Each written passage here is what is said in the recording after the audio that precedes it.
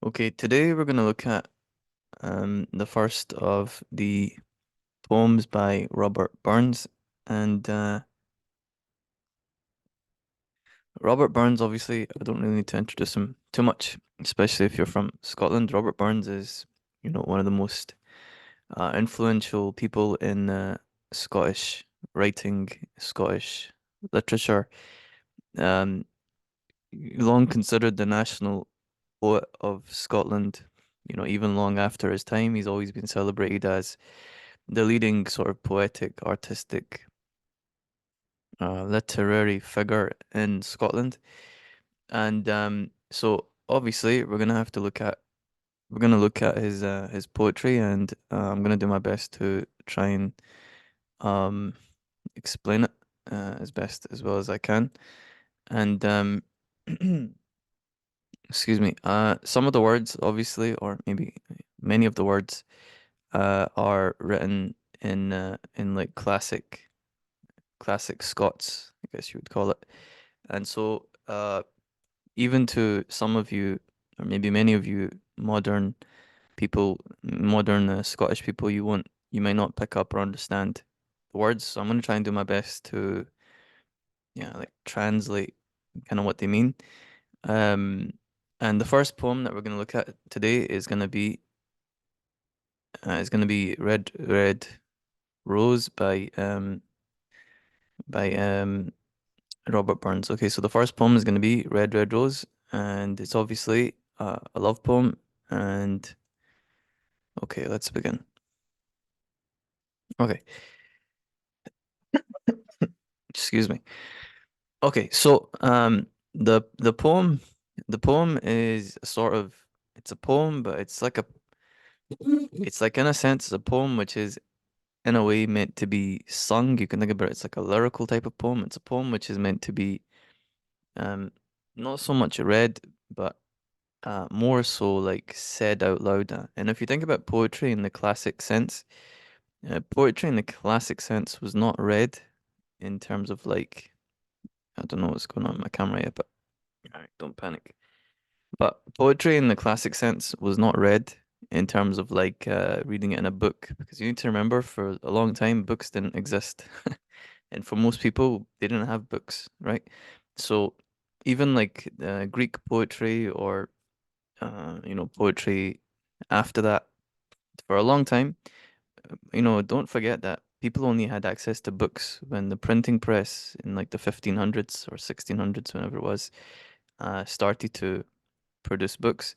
And even then, it took, a long time, maybe up until, Robert Burns's time, what's called the Enlightenment, when like the average person was able to have access to books and start reading and start like self-educating themselves.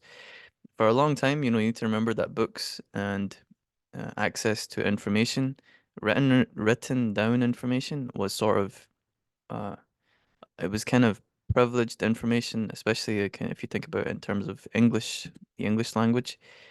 Um, Written access to books and things were sort of kept by, at times the church may have kept.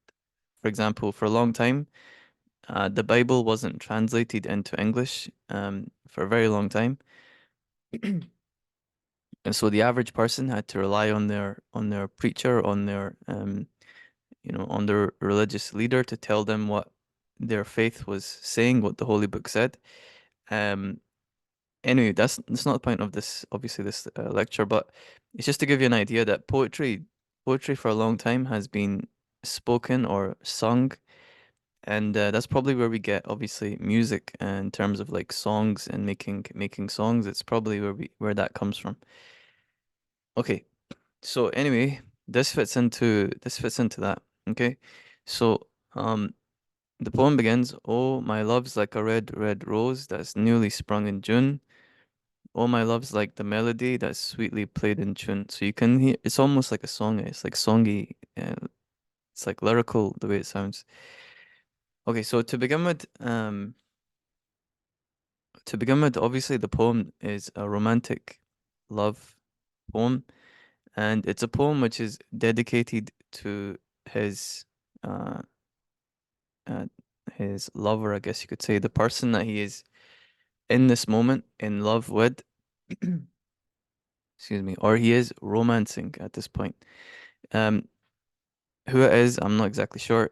It's not. It could be his wife. It could be someone else. I don't know yet. But anyway, it's a woman that he's romancing, and he's sort of dedicating um a poem to her. And this is like very common, obviously, across across poetry. Poets will often dedicate poems to the person that they're romancing, in love with, etc. And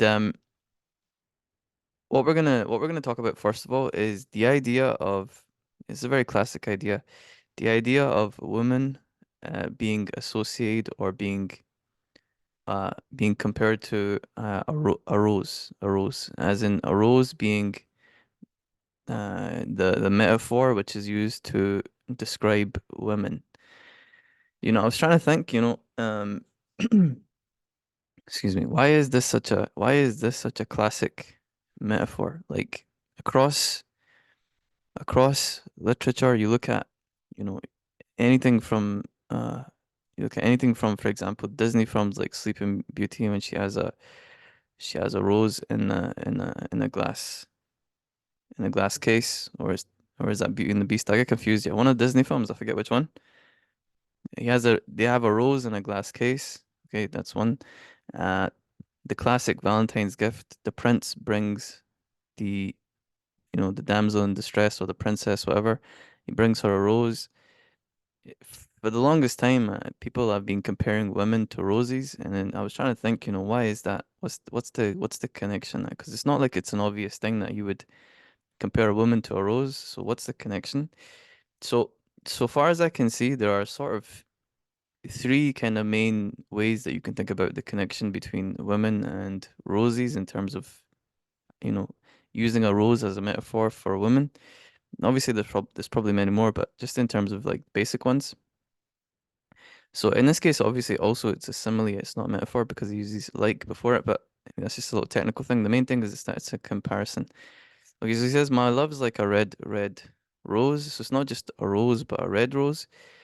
And one of the first things you can say about the comparison between the rose and a woman is obviously the natural thing is the idea of beauty. Okay, the idea of beauty, which is that a rose is a pretty thing, and obviously women are women are pretty things. Yeah, obviously. So it's like a basic. That's like the basic thing. Uh, it's like obviously it's the oldest compliment in the world to tell a woman she's beautiful. Okay, simple. Okay, no, but if you go a little bit further than that and you try and think, okay, what else? The fact that he's calling her a red rose. Uh, one of the things, one of the things to think about, okay, is the idea of purity. The idea of purity, which is that, excuse me, the color red, excuse me, the color red is obviously associated with purity and has been associated with purity, the same way that the color white is also associated with purity. Um, because um how can I put this in a way that would so basically when a woman hasn't been in any relationships with any man, where she's not had a boyfriend or husband or anything, um if you get what I'm saying, you get what I'm saying. If you don't get what I'm saying, then you're probably not old enough to understand what I'm saying. So anyway, the color red, yeah, the color red is obviously symbolic of purity in that regard, in terms of the association it has with blood, basically. If you understand what I'm saying, then you understand. If you don't understand what I'm saying, then you're too young. Go watch something else, yeah. But anyway, so the color red obviously associated with blood, and therefore purity is obviously associated with the rose, red, red rose. And so you have a combination of beauty, one like physical beauty, and then number two of purity. Um, and these two, for the longest time, have been sort of, you could say, like the classic, maybe you could say biological, um, um, sort of most attractive qualities in terms of like what men would see as attractive in a woman. Now is that accurate? Is it true? Whatever you wanna argue with it, no problem, go ahead. But it is the classic case, and it is obviously a natural instinctive thing because, across the world, people have been using this metaphor, and across time, people have been using this metaphor also. So anyway, that's what I would say is probably the two main things. It's about physically to him, she is extremely beautiful, or he's telling her that she is extremely. Another thing to remember as well is that um the poetry again we're talking about is we don't necessarily know everything, details and everything around it and the backstory and all that. So how sincere the poet was when he wrote this, or how truthful his feelings are, etc., etc., we don't know. In any case, the speaker is expressing that he believes that the woman he's talking to is extremely beautiful physically, and then number two, that he sees her as extremely pure, and that would be a sort of internal kind of beauty. You understand? So there's the outside external physical beauty, um, the red rose, and this could also be associated maybe with other things which are like red lips, or red red facial, I'm saying that, like other things which also are considered beautiful. But in general, we can just take the rose as being something beautiful, physically beautiful, and then that would be the external, and then the internal would be the idea of purity, that she's not been with any other man, she's saved herself for him, etc., etc. And that would also be something which at the time, and even I guess to some extent till this day, although it's a lesser extent, but at the time especially, that would have been something, the fact that this woman hasn't been with any man, etc., etc. Um, that would be something which would be seen as something to be celebrated and something to be praised and admired, and that would make, this woman is, she's like the highest of the highest. She's extremely beautiful, and also no man has ever like touched her. That's like, wow, she's like the top of the top, huh? Excuse me. Even if it's not true, him describing her in this way would have been like a very high compliment, basically. It's like a very, very high compliment. And we know it's still true to this day that women in general, I would say, even in my own experience, women in general would love to be seen, or feel like they're appreciated in terms of how they physically look. And then also being appreciated for their internal, like being sort of uh, being, I don't know what you want to call her. Pure would be a word that probably offensive today, but more something like uh I don't know, special or something, or hard, like uh, rare or something like that. Like men can't, she's not easy. That we use things like this. She's not easy, or those kind of words. Like in the same kind of praiseworthy way. And we still in our culture, we still have the idea of sort of in a way looking down on a woman that has had a lot of boyfriends, etc. You understand, right? Okay. Anyway, excuse me. Okay. Anyway, this lecture is not about discussing the ethics or philosophy of it. Though, if I could give some advice to, excuse me, if I could give some advice to if any young female students are watching this, if I could give you some advice, and this would be advice not based on the fact that of thinking about how will other people see you, because that's not a good way to think, because then you make yourself a slave to other people's opinions of you, which is terrible. It's not a good idea, because then you'll always be trying to chase their validation. So don't do that. But in terms of my advice for you, if you're thinking about this yourself, I would say to you, uh, you should aim to um, you should aim to value say, who you enter a relationship with, especially also who you decide to be physical with, in intimacy, etc. You should value that because you're special, right? That's why. Because not because someone else might say something about you, but because you are special, and so you therefore deserve um only to allow people to touch you and to, be with you who value you on like a very high level. Basically, that's what I would say. Okay, anyway. Excuse me. Anyway, so there's the old sort of double the double sections of that classic metaphor. Now there's one more which I can add to this, okay, which is also I would say inbuilt, though it's not really talked about a lot, which is that alongside the roses, petals and the roses looking beautiful, etc., etc. Alongside all this, the rose has thorns. Okay, the rose has thorns, which means when you try to grab it, it can cut you if you're not careful, right? It can make you bleed if you're not careful. So the um the other thing I would say, okay, in terms of this metaphor, this metaphor illusion, whatever you want to call it, is that it also to some extent includes the idea that women are a sort of challenge to a man. Now, I don't mean challenge in terms of like challenge or like wanting a fight or something. I mean challenge as in, excuse me, one of the biggest mysteries, one of the biggest mysteries, it's an ancient mystery for, let's say most men, all men at one point in their life, is the mystery of women. Okay, is the mystery of women. And this mystery is trying to trying to understand, okay, how to sort of how to trying to understand, okay, how it is to basically, attract a woman or also to be in a relationship with her, understanding what she, you know, what does she mean when she says this thing? How when she acts this way, what does she mean? What is she trying to communicate to me?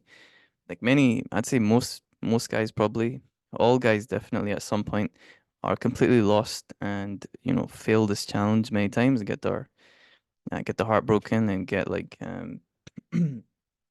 excuse me, get depressed and not things. And you can even tell today, especially, in our culture, we have entire words for people who struggle with being able to find a relationship, being able to find a girlfriend, etc. Excuse me. And so the challenge of women is like a real thing, in that many men are completely lost when it comes to um the interacting with women, how to understand them, and so on. Um, and then finally, I'll just throw this in as a last point on this. The last point on this would be that it also would be sort of, I guess, to some extent, humanizing the woman and not making her just like, uh, not making her just like like making her like a, what do you call it? Like some kind of idol or something, some ideal of, idealized version of human being, but it actually humanizes her in to some extent by showing that she has like, not everything about her is just perfect and like, wonderful and beautiful, but she has some like spike to her too. She has something which is, you know, a sort of bad side, if you like. She's got human qualities which are not, she's not just perfect overall, which is, I guess, that's what you want. That's what you want. So I give some advice to my female students. I give some advice to my young male students. That's how you want to see a woman. That's how you want to see women. You don't want to idealize them in terms of like making her some goddess or something. Just see her as a person, another as a person, and you'll get a lot further in terms of your quality of your relationships and all that. Yeah, that way. Okay, so anyway, that's the rose metaphor. Excuse me, that's the rose metaphor. And again, hopefully you can take this understanding, from here and you can apply it to other places too. And hopefully this will help you out. Anyway, so he goes on to say that's newly sprung in June. I would say this is a continuation of the purity idea, newly sprung in its June, which is summertime, which is the you could think of it as like the peak of the year, or in terms of like the it's when the if you imagine that the life cycle of the year begins in the spring, when it's like at its most beautiful and its peak and everything's blossomed, it's June, in June time, or not June, sorry, it's summertime, right? Summertime, it's when all the colors are out. It's like, so he's basically saying she is like the peak of the year. She's like the most beautiful, most alive, most energized, most vibrant part of the year. That's what she's like. So he's like, continuing the metaphor. And in terms of the purity idea, it's like she's in her youth, she's in the completeness, or she's in the height of her youth, when she's just sort of most beautiful, but like she's not in the winter, she's not in the autumn, she hasn't like aged into excuse me, she hasn't aged into sort of like into anything being affected by time, etc., etc. She's still in the sort of height of her like youth. That's the best way I can describe it. Yeah, basically, you understand what I'm saying, right? Okay. Excuse me. It's funny trying to explain these poems, especially like when you have these kind of concepts. I was sounding like a flipping predator, you know what I'm saying? Okay, anyway, okay, my Oh My Love's like the melody that's sweetly played in tune. So then he goes on to basically say that uh the woman he's talking about, he's in love with, that she is like a beautiful song to him. She sounds, just the sound of her voice, it's like a beautiful melody. It's like a beautiful song. He just wants to listen to her over and over, and he can't get enough of being around her, listening to her, and all that. He's just describing what it's like when you're in love. I'm sure many of you will have experienced it, or you will experience it soon. You know, you just want to talk to the person, you want to be on the phone all the time, 5, 6 hours, you don't say anything, you just saying stupid things like that. He's describing that kind of thing.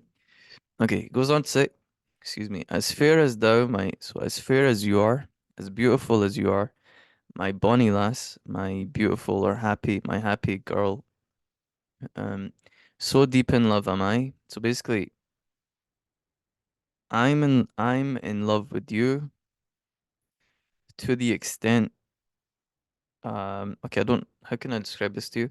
He's basically saying you are amazingly beautiful and amazingly warm, and you have great energy, etc. And just as much as you're amazingly beautiful and warm of great energy, that's how much in love I am with you. That makes sense. And I will love thee still, my dear, till all the seas gang dry. Excuse me. So he says basically that he's gonna be in love with her. He's gonna love her, be in love with her until all of the oceans and seas, until they're all dry, until the water evaporates, which obviously means never. So he's gonna be in love with her forever. That's the idea. He's in love with her forever. Okay? Excuse me. Okay, now what he's introducing here, and he's continuing it in these verses, is the idea of, you could say, f what's it called? Forever love or dedicated love or something like that.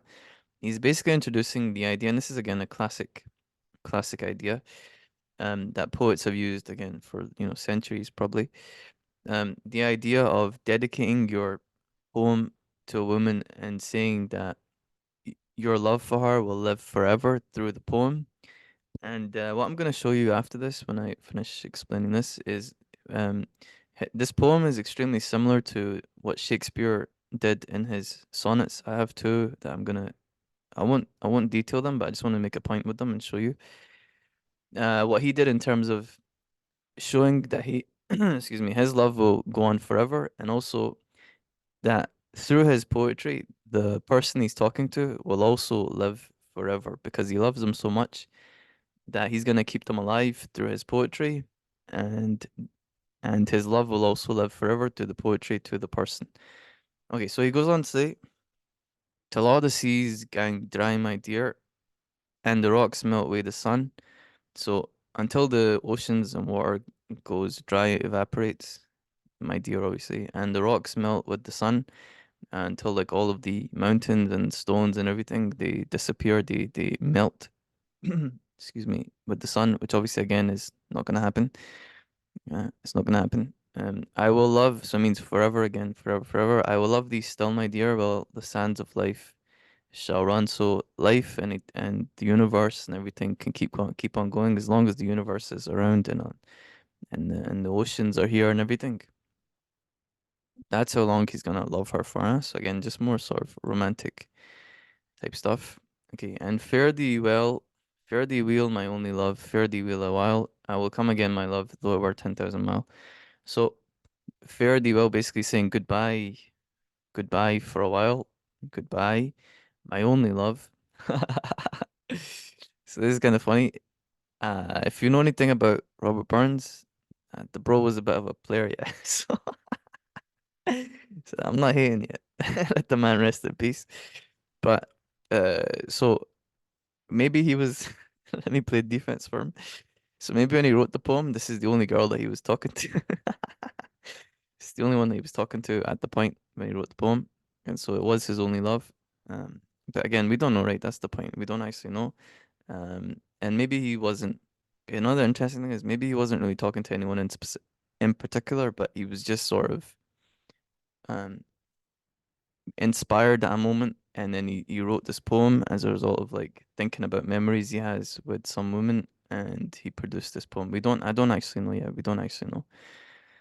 Um, okay, so anyway, third, so basically saying that he's dedicated, this poem is just for this one woman, and he is in love with her forever. And he's basically, what he's doing is he's laying out the sort of, uh, he's laying out the energy and the you could say like the deep desire that I would say many women have, um, which is to have a man that is incredibly in love with them and incredibly in love with only them, and he is dedicated to them, and he's like obsessed with them in terms of like not like a stalker, but instead obsessed with them in terms of like thinking she's amazing, beautiful, etc., etc. And he is completely just loyal and dedicated to her only like that. So essentially, excuse me, he's laying that kind of energy and image out. Again, whether it's true or not, I don't actually know.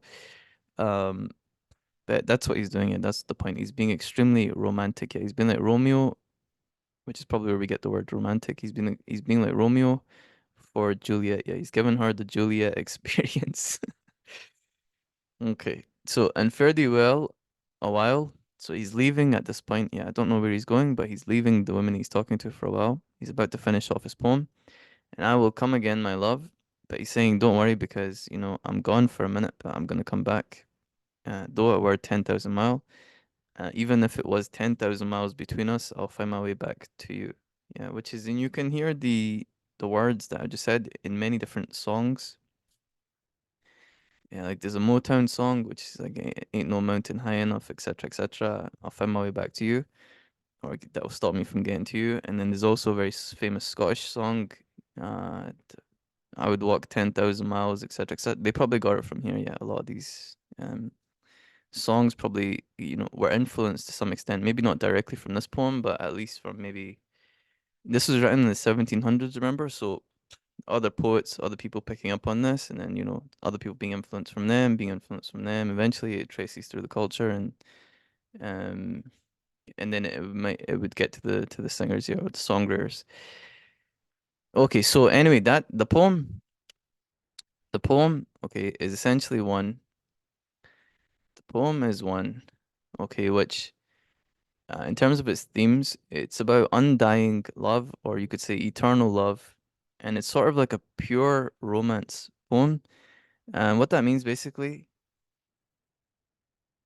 is it's a poem which is just like um the classic, excuse me, the classic romance poems, which are all about sort of like the man dedicating his whole entire heart and soul and everything to the woman that he's in love with, and basically telling her that I love you so much more than anything. I would do anything to be with you and blah, blah, blah. I would do anything to be with you and I'll do anything to stay with.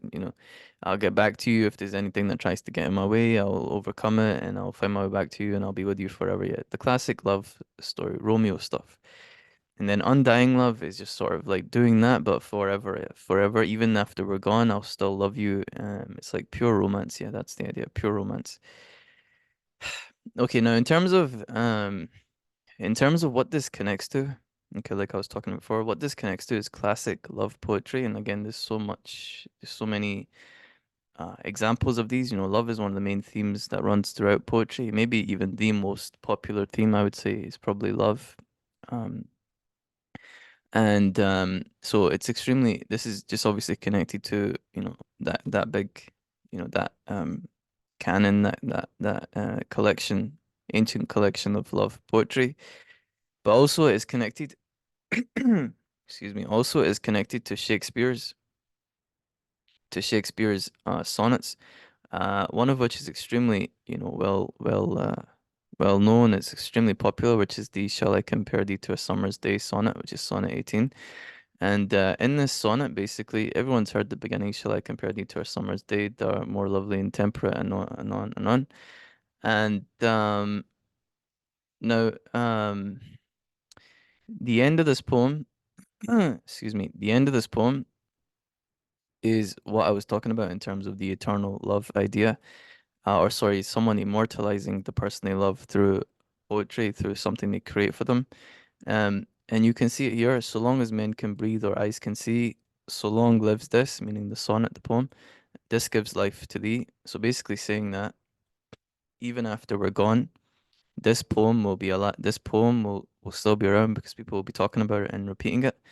And my love for you therefore will continue, and you also will stay alive through this poem, which he was writing because obviously he wrote this in the 1500s, something like that. And today is obviously 2024, and we're still talking about it. So old Shakespeare was correct. Excuse me. Also, an interesting point. I'm pretty sure. Okay, I need to double check, but I'm pretty sure this poem was actually written to a man, if I'm not wrong. If I'm not wrong. I'm pretty sure this poem was written to a man, if I'm not wrong. Sonnet 18, to a young man, so you can see. So you can see, yeah. So yeah, there you go. Bit of an interesting thing about Shakespeare. Um, okay. Make your own mind up about what it means.